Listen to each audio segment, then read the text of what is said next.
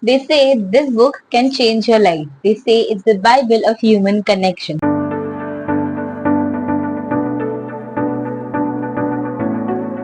But what if in 2025 it feels just like common sense?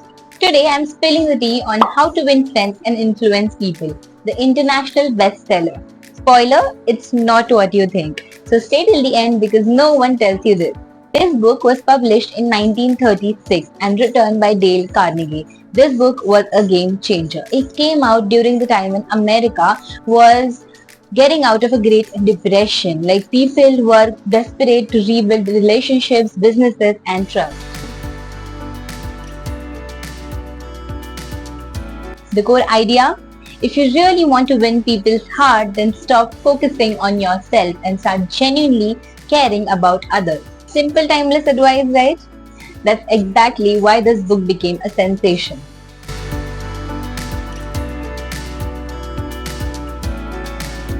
So what's inside this life-changing book? Smile like you mean it. No fake smiles, please. Remember names. Nothing sounds sweeter than your own name. Talk less and listen more. Most of the people aren't listening, they're just waiting to talk. Make the other person feel important, genuinely, not manipulatively. Talk in terms of other people's interests and stop criticizing.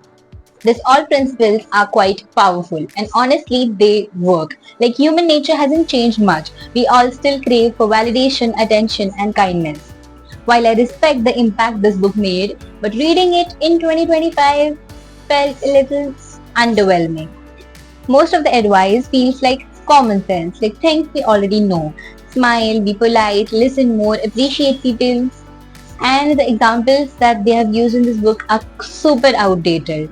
Like the scenarios from 1930s business meetings, old school door-to-door salesmen. Like it's not relatable, I feel, to this fast digital world anymore.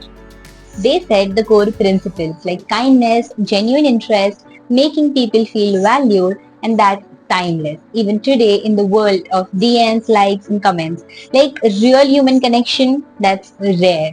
And that's where this book's heart still shines. Here's my final verdict. If you're just starting your journey of personal development, this book will give you a solid foundation. If you love old school wisdom and historical classics, you are probably going to enjoy it.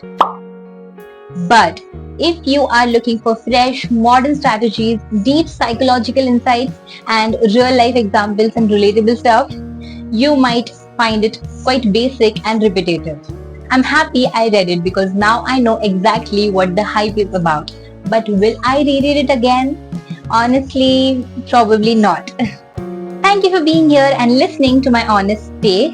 I hope you enjoyed this video, and if you did, please don't forget to like, comment your thoughts in the comment section below and share it with someone who is thinking of reading this book.